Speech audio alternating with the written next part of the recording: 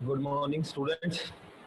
Today we will discuss the optical fiber communication. That is optical fiber communication. Last lecture में हमने discuss किया था system basic communication. मैंने आपको बताया था उसमें क्या था, हमारे पास एक ट्रांसमीटर था, एक रिसीवर था। ठीक है जी। बेसिक कम्युनिकेशन में सिंपल बेसिक में एक ट्रांसमीटर है, एक रिसीवर है।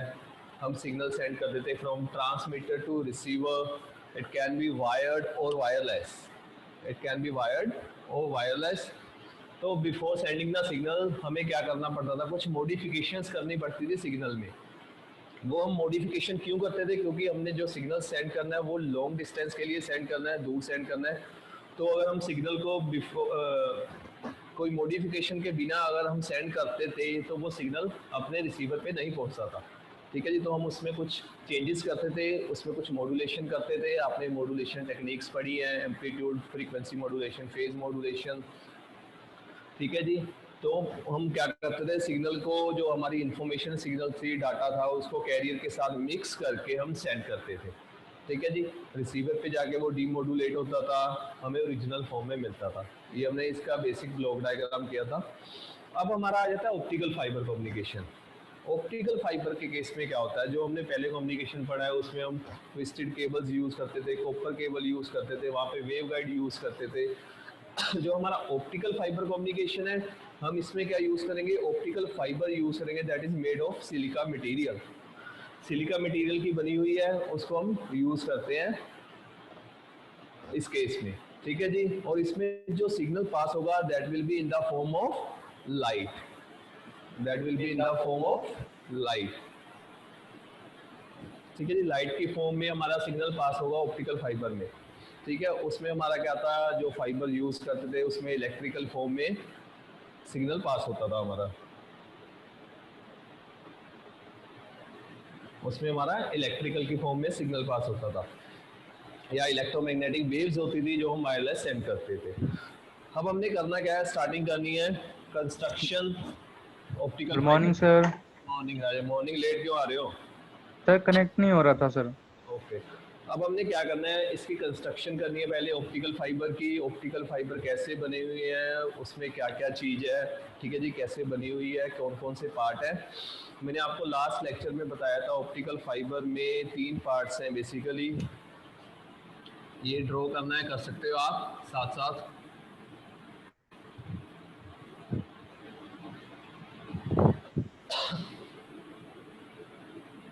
That is core, CORE core. उसके बाद है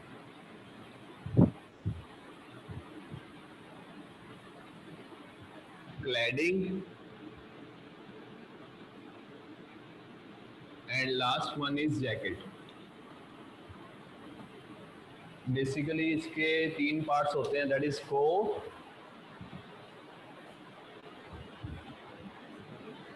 बच्चे लेट आ रहे हैं,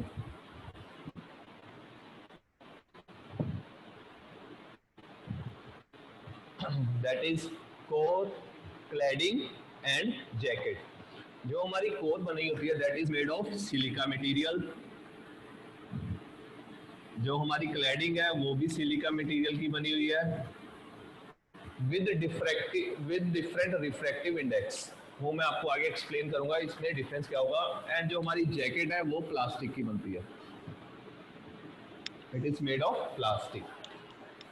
जो हमारा कोर होगा, इसकी थिकनेस क्या होगी, जो आपकी ऑप्टिकल फाइबर हम यूज करते हैं उसकी थिकनेस हमारे हेयर की थिकनेस जितनी होती है। ठीक है जी। अराउंड हेयर की थिकनेस जितनी उसकी थिकनेस होती है जो हम यूज करते हैं ऑप्टिकल फाइबर, जो उसका कोर होता है। इसकी अराउंड थिकनेस होती है 10 माइक्रोमीटर, अप्रोक्सीमेट 10 माइक्रोमीटर।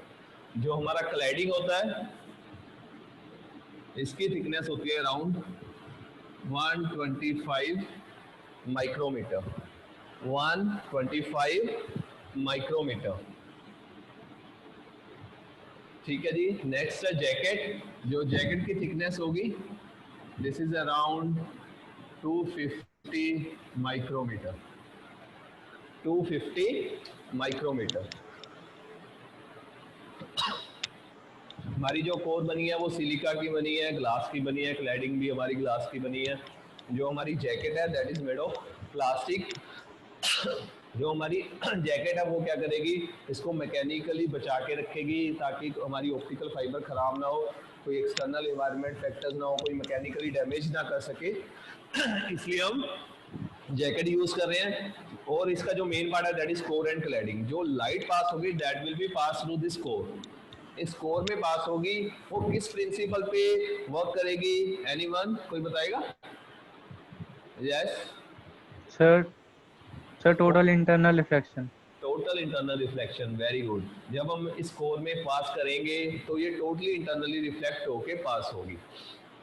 इसके मेन पार्ट्स पता चल गए, कोर, क्लैडिंग एंड जैकेट। इनका रिफ्रैक्टिव इंडेक्स होता है, what is refractive index? Refractive index, that is refractive index सुना किसी ने? हाँ जी सर। बेसिकली कोई भी मटेरियल है उसका एक रिफ्रैक्टिव इंडेक्स है, एयर का भी रिफ्रैक्टिव इंडेक्स है, ग्लास का भी है, कोई भी मटेरियल है उसकी कुछ वैल्यू होगी रिफ्रैक्टिव इंडेक्स की। रिफ्रैक्टिव इंडेक्स बेसिकली शो करता है अगर हम उसमें से सिग्नल पास करते हैं तो वो सिग्नल रिफ्लेक्ट होगा, रिफ्रैक्ट होगा, कैसे पास करेगा। ठीक है जी, इसका आगे मैं प्रॉपर एक्सप्लेन करेंगे। मैं आपको बता देता हूँ, हम रिफ्रैक्टिव इंडेक्स कोर को लिखते हैं N1,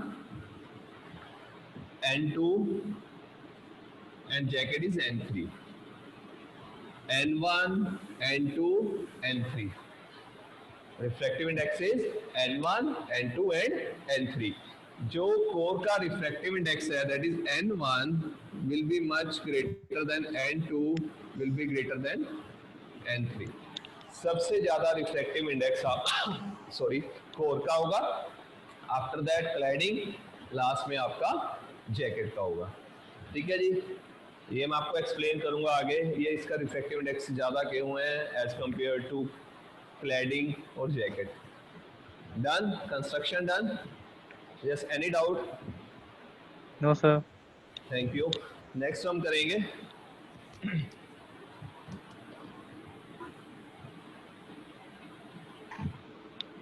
before refractive index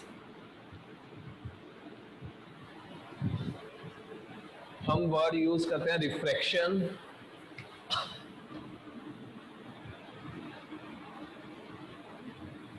Refraction. What is refraction? Have you heard the word refraction? Sir जब लाइट एक मीडियम से दूसरे मीडियम में जाती है तो जो बैंड होती है लाइट, सर उस बेंडिंग को रिफ्रैक्शन कहते हैं। Very good, very good. जब हम किसी एक मीडियम से, कोई भी मीडियम है, मैं एग्जांपल ले लेता हूँ, एयर से आप ग्लास में सेंड कर रहे हो, आपने देखा आप एयर से ग्लास में सेंड कर रहे हो तो वह क्या होगी, रिफ्लेक्ट होगी अपने पास से। दैट कैन बी रिफ्लेक्टेड और रिफ्रैक्टेड। ठीक है जी, अपने पास से वो रिफ्लेक्ट कर देगी। रिफ्लेक्शन का मतलब होता है स्ट्राइक करके वापस आ जाना, स्ट्राइक की और वापस आ गई। रिफ्रैक्शन क्या है, उसी में रिफ्लेक्ट हो जाएगी। ठीक है जी, that depends upon the refractive index of that materials. ठीक है जी, हम पहले लॉ ऑफ रिफ्रैक्शन करेंगे। लॉ ऑफ रिफ्रैक्शन क्या कहता है, आपके पास एयर है और ग्लास है, एयर है और ग्लास है, दैट इज नॉर्मल। जो सेंटर लाइन है मैं डॉटेड लाइन लगा देता हूं ताकि याद रहे आपको, it is known as normal. जब हम एयर से कोई सिग्नल सेंड करेंगे, वेव सेंड करेंगे towards the glass, it will bend away from the normal, it will bend away from the normal. It means अगर हम किसी सिग्नल को, ये आपका डेंसिटी ज्यादा किसकी होगी, एयर की या ग्लास की? ग्लास की सर। ग्लास की डेंसिटी ज्यादा होगी एज कंपेयर टू एयर, इसकी लेस डेंसिटी होगी।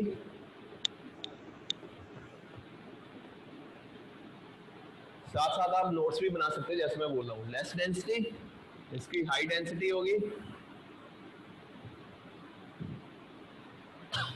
ओके, इसकी लेस डेंसिटी होगी, इसकी हाई डेंसिटी होगी। अगर हम किसी सिग्नल को from low density to high density pass करते हैं तो सिग्नल हमारा बेंड करता है away from the normal. Away means ये सिग्नल यहाँ गया तो इस तरफ पास होगा, ठीक है जी, अवे, ठीक है जी, that is away from the normal. अगर हम बात करें ये हायर डेंसर होता, ये लेसर डेंसर होता, then it will bend towards the normal, it will bend towards the normal, ऐसे वो बेंड करता, ठीक है। इसको कहते हैं हम लॉ ऑफ रिफ्रैक्शन। अब जो ये रिफ्रैक्शन है वो किस पे डिपेंड कर रही है? That depends upon the refractive index. Refractive index, कोई भी मटेरियल है जैसे एयर ही है, उसका रिफ्रैक्टिव इंडेक्स की वैल्यू 1 होती है सॉरी। तो रिफ्रैक्टिव इंडेक्स का फॉर्मूला क्या है? n is equal to c upon we.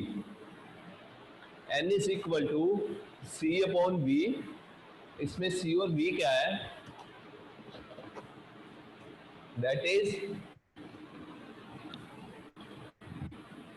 Velocity of light in air to velocity of light in medium, velocity of light in air to velocity of light in medium. अब मुझे कोई बताएगा light की जो velocity है, speed है, किस में ज्यादा होगी? एयर में ज्यादा होगी या वाटर में ज्यादा होगी? सर एयर में। सर एयर में। एयर में। एयर में ज्यादा होगी या ग्लास में ज्यादा होगी? सर एयर में। एयर में ज्यादा होगी, ठीक है जी, क्योंकि हमारी जो वेलोसिटी होती है एयर में उसकी वैल्यू फिक्स है। अगर आपको याद हो, दैट इज 3 × 10⁸ मीटर पर सेकेंड। ये वैल्यू लिख लो, दैट इज 3 × 10⁸ मीटर पर सेकेंड। अगर हमने किसी मटेरियल का रिफ्रैक्टिव इंडेक्स फाइंड करना है, it can B फाइंडेड by using this formula, that is velocity of light in air. Air की वैल्यू आपको पता है, अगर आप लाइट पास कर रहे हो एयर में, अब वही सेम लाइट हमने पास करनी है उस मीडियम में।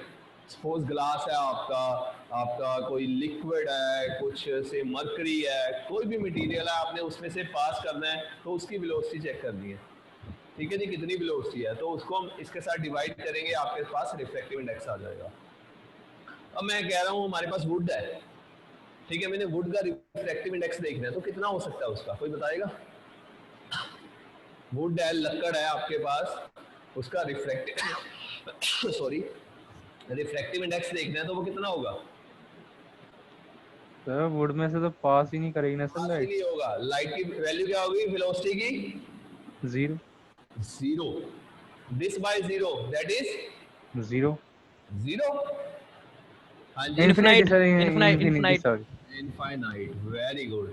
मतलब जो मटेरियल जिनमें पास ही नहीं होती लाइट, उनकी वैल्यू इनफाइनाइट होती है, ठीक है जी। ये फॉर्मूला लिख लो, अगर किसी को डाउट है देन यू कैन आस्क, ठीक है। ऑनलाइन क्लासेस में थोड़ा प्रॉब्लम हो सकती है लिंक की या कुछ भी, अगर किसी को कुछ नहीं पता चल रहा तो वो पूछ सकता है। मैं आपकी अटेंडेंस स्क्रीनशॉट ले लेता हूँ। ओनली 12 स्टूडेंट्स आर प्रेजेंट, बहुत कम स्टूडेंट्स आए हैं आज।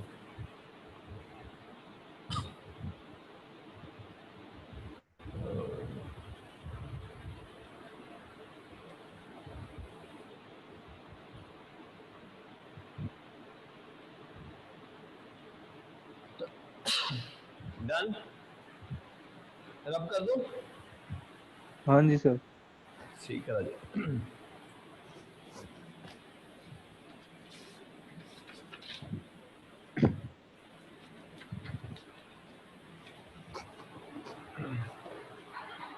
Next we will discuss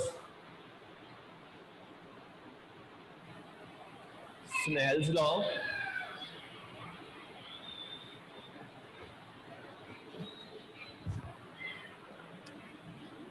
आपने फिजिक्स में ये पढ़ा होगा स्नेल्स लॉ, अगर किसी को याद है। स्नेल्स लॉ याद है किसी को? क्या था? स्नेल्स एक साइंटिस्ट था, उसने एक बनाया था, लॉ बनाया था, आपके पास दो मीडियम है से एयर और ग्लास। एयर और ग्लास, हमने थ्रू एयर से ग्लास में सिग्नल पास किया, लाइट पास की, it will be bend towards the normal. तो उसने इस एंगल को कहा, इसका रिफ्रैक्टिव इंडेक्स क्या है, से n1, ग्लास का n2। जो हमारा ऑप्टिकल फाइबर है वो इसी प्रिंसिपल पे, इसी फॉर्मूला पे वर्क करेगा। ध्यान से देख लेना, एयर ग्लास है, इसका रिफ्रैक्टिव इंडेक्स n1 है, इसका n2 है। से दिस एंगल इज θ1 और this angle is refraction angle is θ2। Done, that is angle is θ1 and θ2। 2 जो स्नेल्स लॉ है, स्नेल्स क्या कहता है, स्नेल्स कहता है n1 क्या, that is refractive index of air into sine θ1 equal to n2 sine θ2। Snell's क्या कहता था, ही सेड के n1 multiply by this angle that is θ1 sine θ1 is equal to n2 sine θ2। ये स्नेल्स लॉ था, ये लिख लो।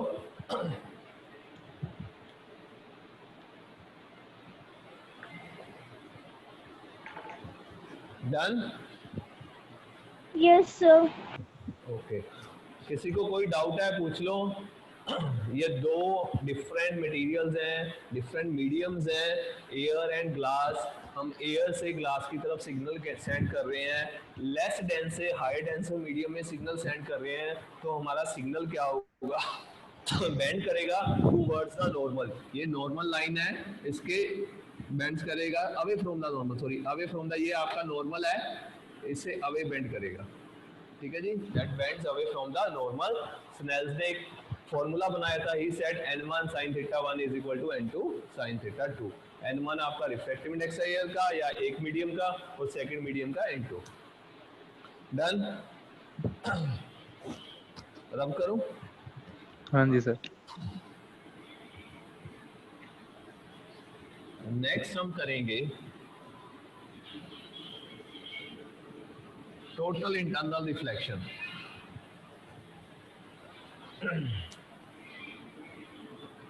Total internal reflection.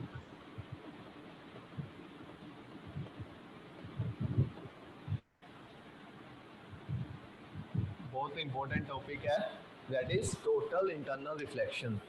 अगर आपसे कोई पूछ लेता है ऑप्टिकल फाइबर किस प्रिंसिपल पे वर्क करते हैं, that is optical fibre works on the principle of total internal reflection. अब इसमें है क्या, हमारे पास दो मीडियम है, इसमें मैं मीडियम ले रहा हूँ एयर एंड ग्लास। एक मीडियम एयर है, एक ग्लास है। अब मैं सिग्नल जो सेंड करूंगा वो ऑपोजिट सेंड करूंगा, that is from high dense medium. ये हाई डेंस मीडियम है ग्लास आपका, हाँ जी सर। ये आपका लो डेंस है।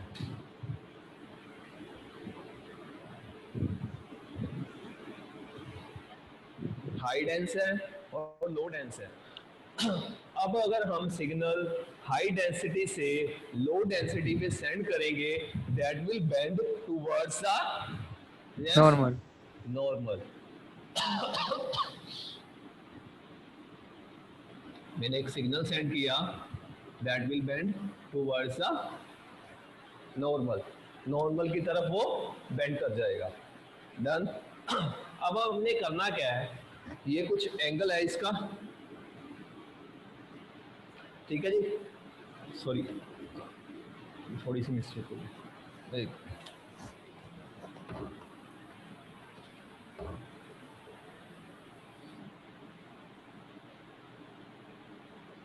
ये एंगल है कुछ इसका से θ1 से θ1। अब हमने करना क्या है, अगर हम इस एंगल को चेंज करते जाएं, ठीक है जी, आपने इस एंगल को इंक्रीज कर दिया, ठीक है, ये 30 डिग्री था, 40, 50, 60, तो एक ऐसा एंगल होगा, कौन आ रहा है, शिवम, एक ऐसा एंगल होगा जिस एंगल पे जाके आपकी जो वेव फॉर्म है, जो आपकी लाइट वेव है, वो रिफ्लेक्ट करेगी एट 90 डिग्री। मीन्स मैंने सिग्नल सेंड किया, लाइट सेंड की, सॉरी,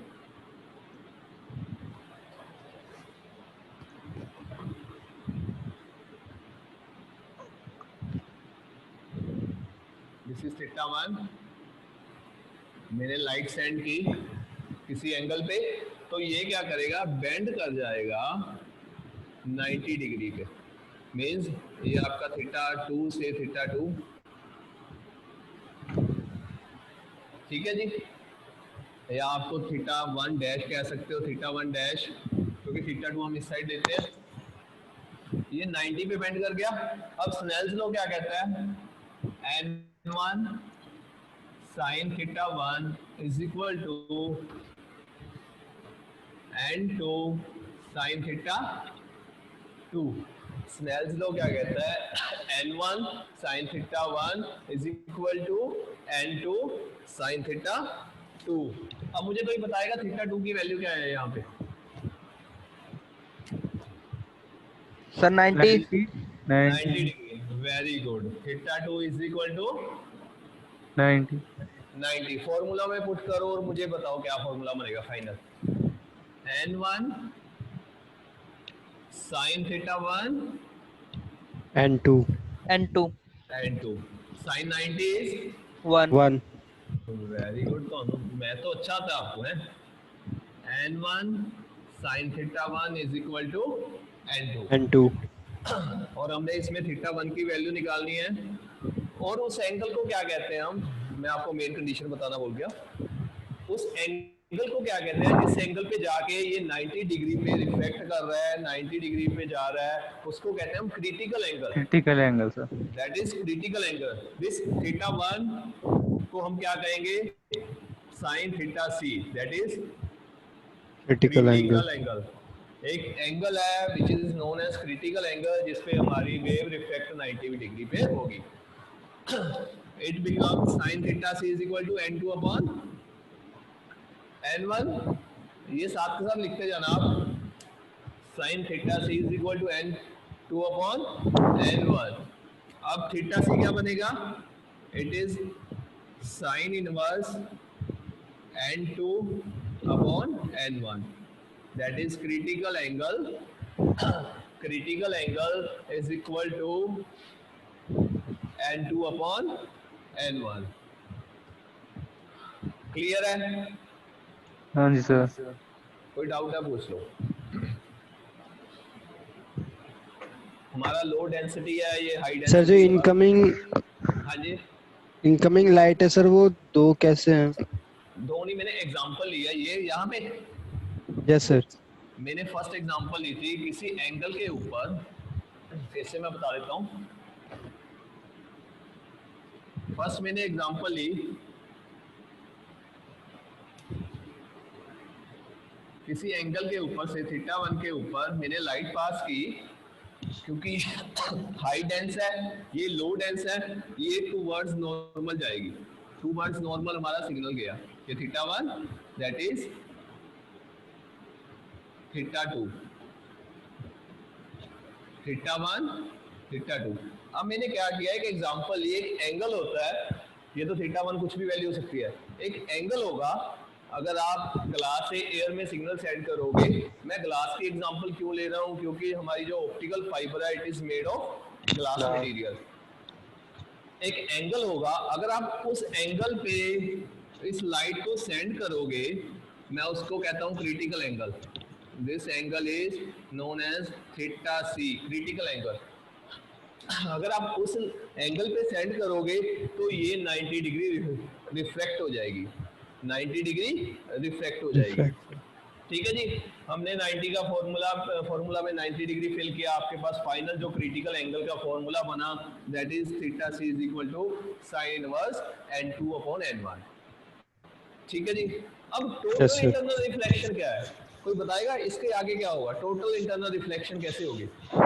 मतलब टोटल इंटरनल रिफ्लेक्शन का मतलब है कि ग्लास में ही सिग्नल रहे, एयर में ना जाए। सर वो रे बैंड हो जाएगी बैंड हो अवे जाएगी from the normal. Away from the normal.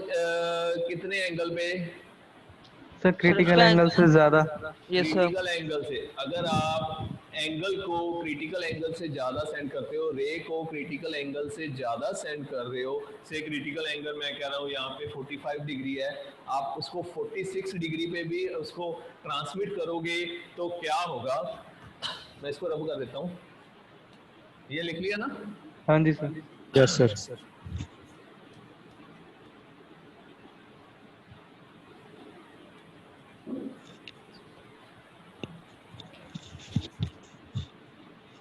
मैंने क्रिटिकल एंगल से ज्यादा एंगल बना दिया, ये आपका क्रिटिकल एंगल था, ठीक है जी। इससे बड़ा एंगल है, that is greater than critical angle, ठीक है जी। देन Yes, हमारी sir. जो वेव होगी वो इंटरनली रिफ्लेक्ट हो जाएगी, वो ग्लास में ही पास हो रही है, एयर में नहीं जा रही। ये आपका एयर था, ये आपका ग्लास था,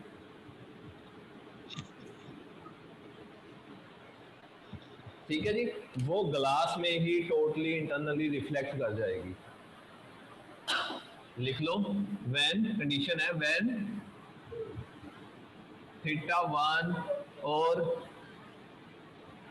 एंगल ऑफ इंसिडेंस, इसको इंसिडेंस एंगल कहते हैं, angle of incidence that is theta 1 is greater than critical angle, is greater than critical angle, then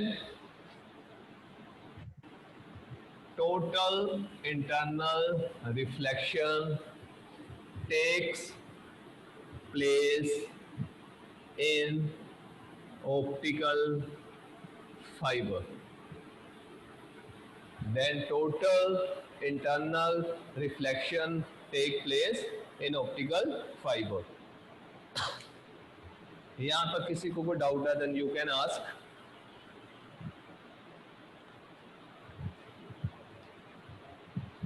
ये एंगल हम इंक्रीज करते गए, एक angle that is greater than critical angle से अगर हम उसको सेट करेंगे तो वो ग्लास में ही टोटली इंटरनली रिफ्लेक्ट होगी। डन? Yes, sir. किसी को कोई doubt then you can ask. No, sir. Okay, अब मुझे कोई starting with the Shivam, Shivam is Yes, sir. There? Yes, sir. मैं आपकी अटेंडेंस ले लेता हूँ एक बार और। Shivam, what is refractive index? Refractive index, sir. हाँ जी, या सर डेफिनेशन हर एक ऑफ? सर हर एक ये जो भी मीडियम होता है सर उसके अलग अलग रिफ्रैक्टिव इंडेक्स होते हैं, ओके, जहाँ जहाँ से रे हमारी जो लाइट जो है हमारी ट्रेवल करती है। ओके। रिफ्रैक्टिव इंडेक्स का फॉर्मूला क्या है?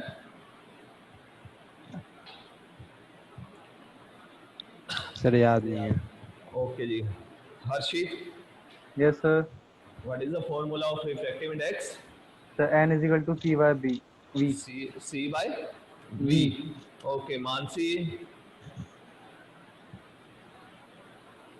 Yes Mansi is there? Mansi है? यस, मानसी प्रेजेंट है। Mansi, Yes, sir. What is c and v? What is Yes, c sir. And v? Harshit ने फॉर्मूला बताया n is equal to c upon v। I am asking you what is c and what is v? Yes, what is c and what is v? Yes Poonam, Sir. Poonam, Yes, sir. What is c Sir, c is velocity of light in air. and v is Velocity of light in medium. in medium? Okay, very good. Kashish, Kashish, what is the value of c? What is the value of C?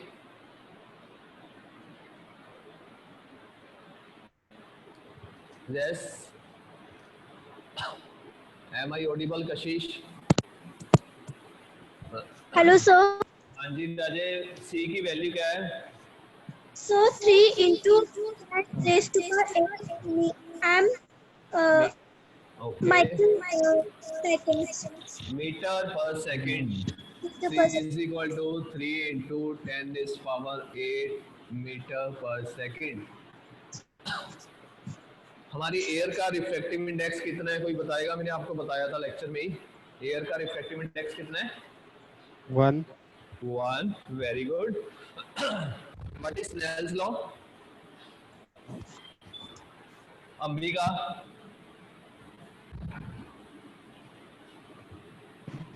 इसमें आवाज Ambika, am I Audible?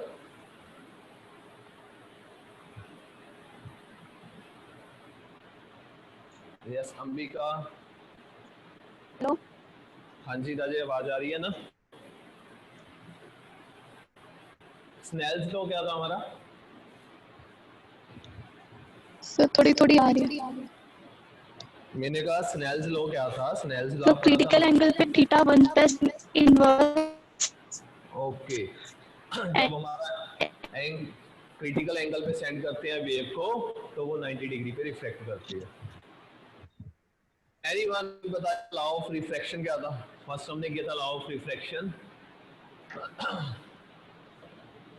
क्या था law of refraction? Sir law of reflection refractive index refractive index पे depend करता है sir. होता क्या है ये?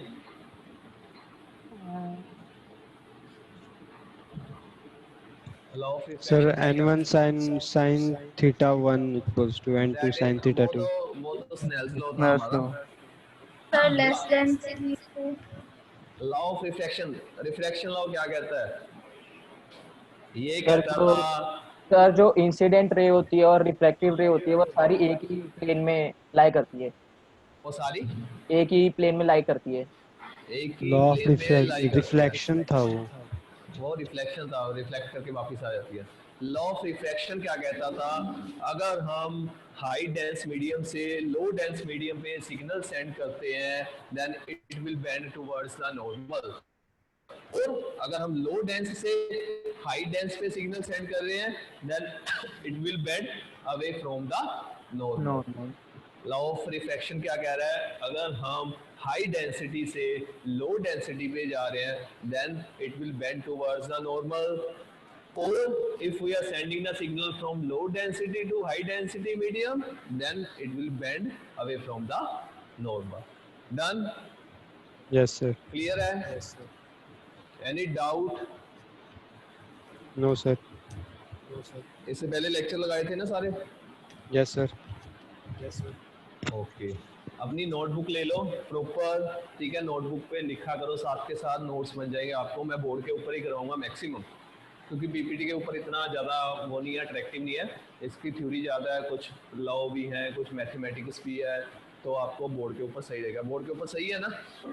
सर यही सही है। सही है? ओके। विजिबल है ना? दिख तो रहा है ना? Yes sir. Yes sir. ठीक है राजेश, ठीक है। अगर आपके पास कोई क्वेरी है then you can ask, otherwise 1 minute is left. Any query? Sir law of refraction में स्नेल्स लॉ भी तो इंक्लूडेड है ना? लॉ ऑफ रिफ्रैक्शन में नेक्स्ट आगे, इसके आगे स्नेल्स लॉ आएगा ना? Yes sir. ठीक है जी। फर्स्ट रिफ्रैक्शन की डेफिनेशन आ गई ना, रिफ्रैक्शन बेसिकली है क्या? ठीक है, स्नेल्स लॉ ही इसका रिफ्रैक्शन का हम